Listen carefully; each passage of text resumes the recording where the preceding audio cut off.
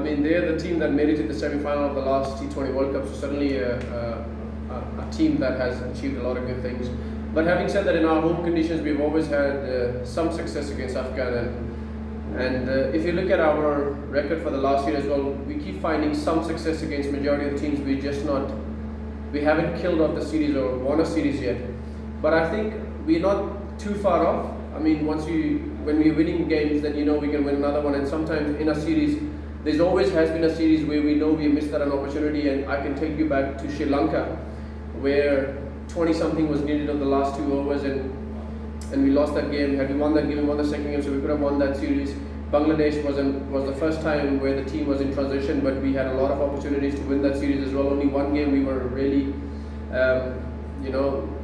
bowled out, or they blown us away. Apart from that, Pakistan, the first T20, we can always look at saying, you know what, that's another opportunity missed. Against India, we won one game, but I thought we had a great chance to win another one. So series has come and gone where we know we were in there to win a series. We just haven't found the killer blow yet. So Afghan presents us with another great opportunity to try and work out our combinations and things like that, and keep working on the blueprints that we discussed as a team, and hopefully and inshallah try and win a series. So I cannot reveal too much because that's a conversation that myself and the coach and the selectors have had. But now with the plan with Newman is a long-term plan.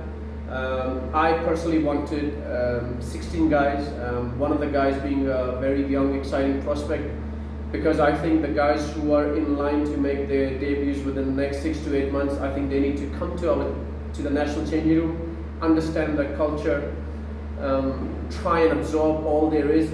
Imagine a kid of 18, 19 or 20-year-old walking into the changing room and he's playing tomorrow or day after tomorrow.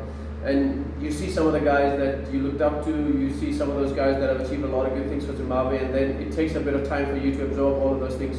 So with Newman, we want him to be part of us. He's been announced in both squads, so whenever the opportunity comes, whenever that is, we want to make sure that he's got enough time to understand the culture of the national changing room, to understand the blueprint and how we want to go forward, speak to the coaches. There's a bit of bond between Newman and the rest of the squad. We try and understand him better. He try and understand us, respect the culture, respect what's in the changing room, so that when he's given the opportunity to play for Zimbabwe, all the other feelings have been taken care of and he's settled in the changing room. So that is that was one of the reasons why I personally wanted 16 guys, and the selectors and ZC agreed for us, which is very kind, because we've always announced 15, but we wanted 16 for this series. The big thing about our changing room is that the new technical staff and the selectors, and for T20 that is, we have spent together a lot of time to identify who are those players that we want to work with and have the ability to take the country forward. Which I can assure you, with few bad games, we're not going to lose their trust, because we have done a lot of homework on them, on their ability. International cricket is very tough. I mean, people just think that you're going to come into international cricket and just take it over a stone. It doesn't work like that. A lot of things goes on.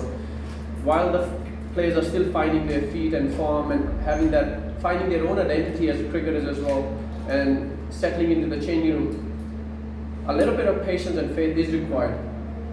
And even with this squad, while we haven't won the last 4 T20I series, minus the qualifiers, I know that, but we have won games and we have gone closer to winning series. These are good signs, but unfortunately, people only look at the end result. The journey to help one youngster to become a good international cricketer isn't just a blink of an eye or a click of a finger. It takes a lot of attributes and aspects from the management, from the coaching staff, from the senior guys, from the culture, from the changing room, from the fans, from the performances on the park, from himself as well. So yes, there were batting collapses. We're not running away from that. But the best thing we have addressed is we watch those footages, we try and understand what the player was thinking in that particular time. Was he backing himself, or was he backing the game plan he had? And then try and give them confidence and reassurities. And the one way to give players reassurities is through selection. So you will see that some of the guys who may not have performed in the last 3 T20s, but 3 T20s against Pakistan in Bulawayo, I'll give you a good stat, not one T20I 50 was scored in Bulawayo. So it tells you the batting conditions, not just for Zimbabwe, but for opposition, were tough as well. but people do not look at those things.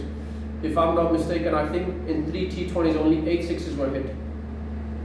So these are the stats people don't look at. So it tells you the bowling on those surfaces was a lot easier, or bowlers had a lot more success than the batters. I'm not justifying the collapses we had, Titch, but these are the stats that tell you which direction the whole T20I series has moved. So Harare offers slightly more pace, slightly more bounce. It has been a high scoring ground for Zimbabwe as well. So I'm very hopeful there will be less collapses and more runs now, inshallah.